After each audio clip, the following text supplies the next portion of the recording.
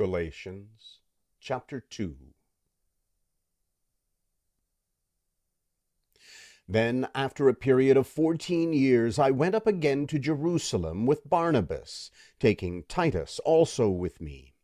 I went up by revelation, and I laid before them the good news which I preach amongst the Gentiles, but privately before those who were respected, for fear that I might be running, or had run, in vain.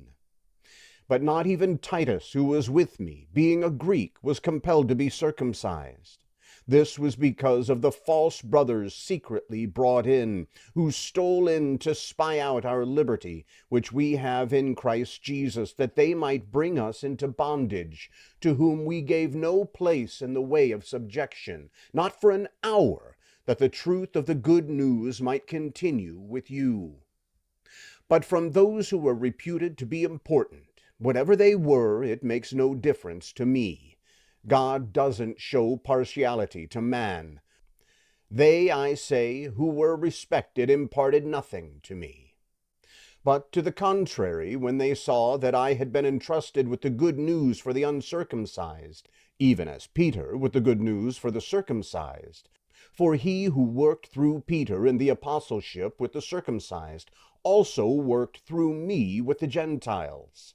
And when they perceived the grace that was given to me, James and Cephas and John, those who were reputed to be pillars, gave to Barnabas and me the right hand of fellowship, that we should go to the Gentiles, and they to the circumcision.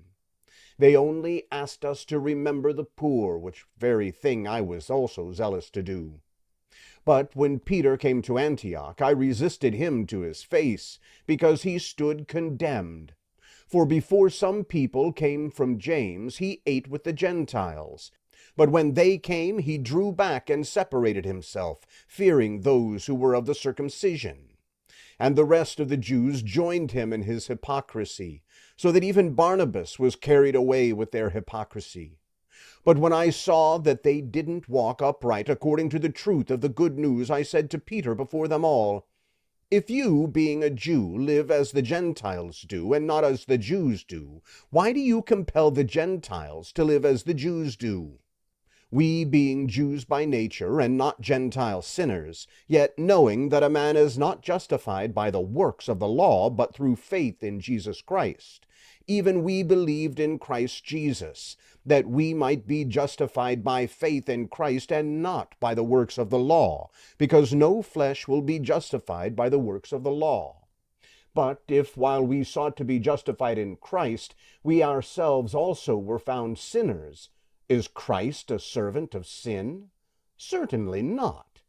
For if I build up again those things which I destroyed, I prove myself a lawbreaker. For I, through the law, died to the law, that I might live to God.